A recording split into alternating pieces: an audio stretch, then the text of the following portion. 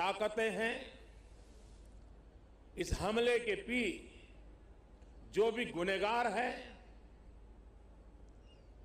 उन्हें उनके किए की सजा अवश्य मिलेगी।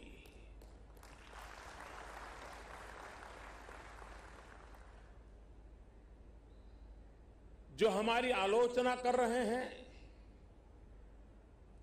उनकी भावनाओं का भी मैं आदर करता हूं। उनकी भावनाओं को मैं भी समझ पाता हूं और आलोचना करने का उनका पूरा अधिकार भी है। लेकिन मेरा सभी साथियों से अनुरोध है कि ये वक्त बहुत ही संवेदनशील और भावुक पल है। पक्ष में या विपक्ष में, हम सब राजनीतिक छींटाकशी से दूर रहें। इस हमले का देश एकजुट होकर के मुकाबला कर रहा है। देश एक साथ है, देश का एक ही स्वर है और यही विश्व में सुनाई देना चाहिए, क्योंकि लड़ाई हम जीतने के लिए लड़ रहे हैं।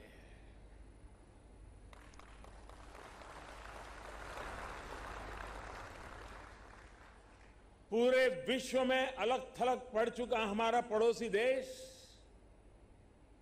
अगर ये समझता है कि जिस तरह के कृत्य वो कर रहा है, जिस तरह की साजिश रच रहा है, उससे भारत में अस्थिरता पैदा करने में सफल हो जाएगा, तो वो ख्वाब हमेशा हमेशा के लिए छोड़ दे। वो कभी ये नहीं कर पाएगा और न कभी ये होने वाला है।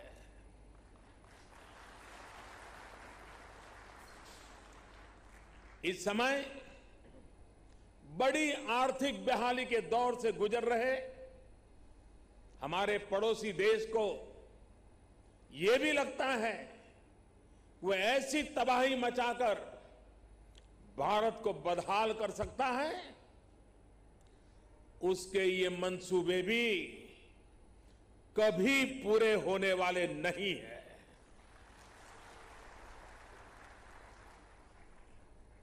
वक्त ने सिद्ध कर दिया है कि जिस रास्ते पर वो चले हैं वो तबाही देखते चले हैं और हमने जो रास्ता अख्तियार किया है वो तरक्की करता चला जा रहा है। 130 करोड़ हिंदुस्तानी ऐसी हर साजिश, ऐसे हर हमले का मुंह तोड़ जवाब देगा।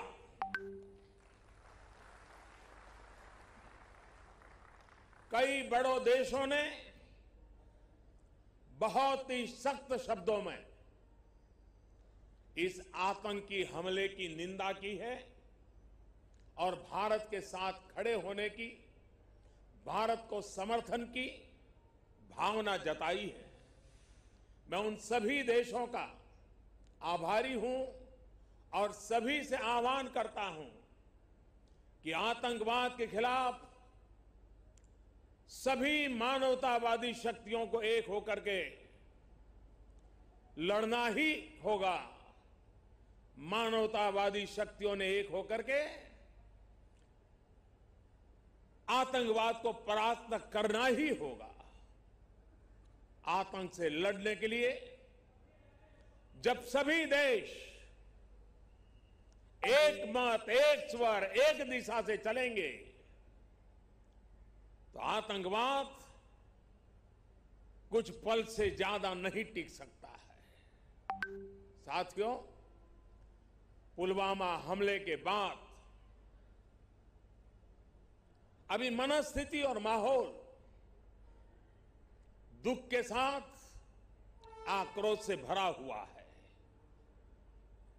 ऐसे हमलों का देश डटकर मुकाबला करेगा यह देश रुकने वाला नहीं है। हमारे वीर शहीदों ने अपने प्राण की आहुति दी है और देश के लिए मर मिटने वाला हर शहीद दो सपनों के लिए जिंदगी लगाता है। पहला, देश की सुरक्षा, दूसरा, देश की समृद्धि। मैं सभी वीर शहीदों को उनकी आत्मा को नमन करते हुए, उनके आशीर्वाद लेते हुए मैं फिर एक बार विश्वास जताता हूं कि जिन दो सपनों को लेकर के उन्होंने जीवन को आहूत किया है, उन सपनों को पूरा करने के लिए हम जीवन का पल पल खपा देंगे। पुलवामा के आतंकी हमले में शहीद जवानों को आदरपूर्वक श्रद्धांजलि अर्पित करता हूं। उन्होंने देश की सेवा करते हुए अपने प्राण न्योछावर किए हैं। दुख की इस घड़ी में मेरी और हर भारतीय की संवेदनाएं उनके परिवार के साथ है।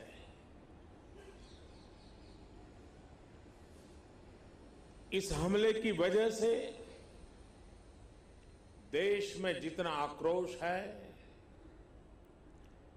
लोगों का खून खौल रहा है, ये मैं भली भांति समझ पा रहा हूं।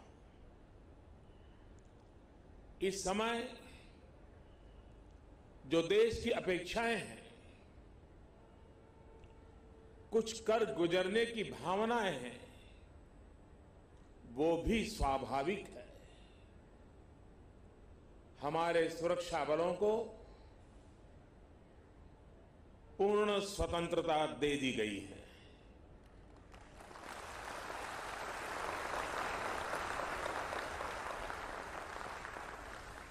हमें अपने सैनिकों के शौर्य पर,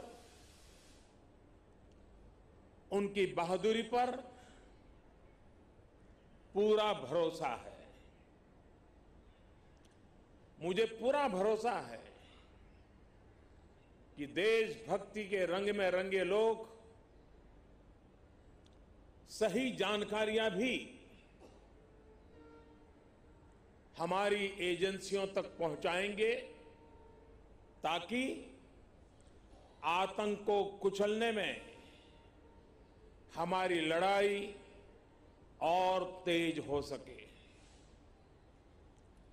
मैं आतंकी संगठनों को और उनके सरपरस्तों को कहना चाहता हूं कि वे बहुत बड़ी गलती कर चुके हैं। बहुत बड़ी कीमत उनको चुकानी पड़ेगी।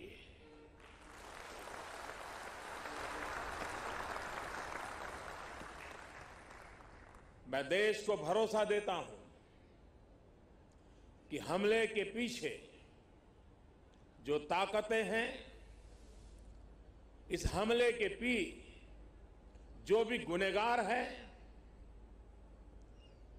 उन्हें उनके किए की सजा अवश्य मिलेगी।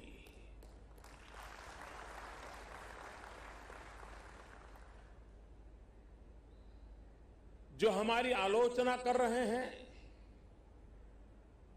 उनकी भावनाओं का भी मैं आदर करता हूं।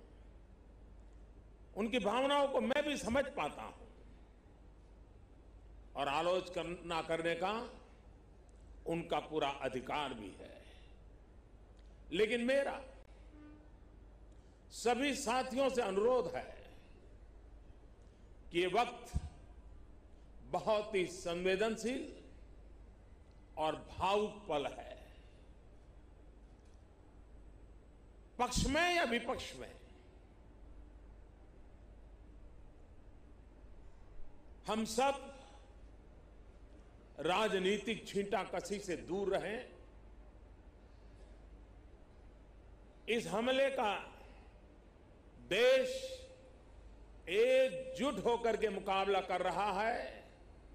देश एक साथ है, देश का एक ही स्वर है और यही विश्व में सुनाई देना चाहिए, क्योंकि लड़ाई हम जीतने के लिए लड़ रहे हैं।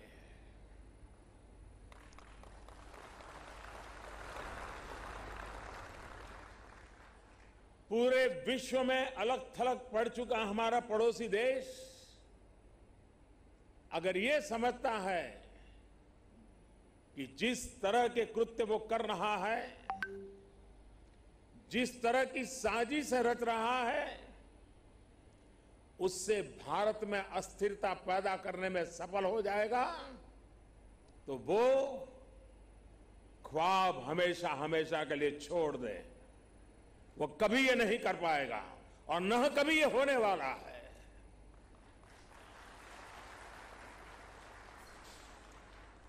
इस समय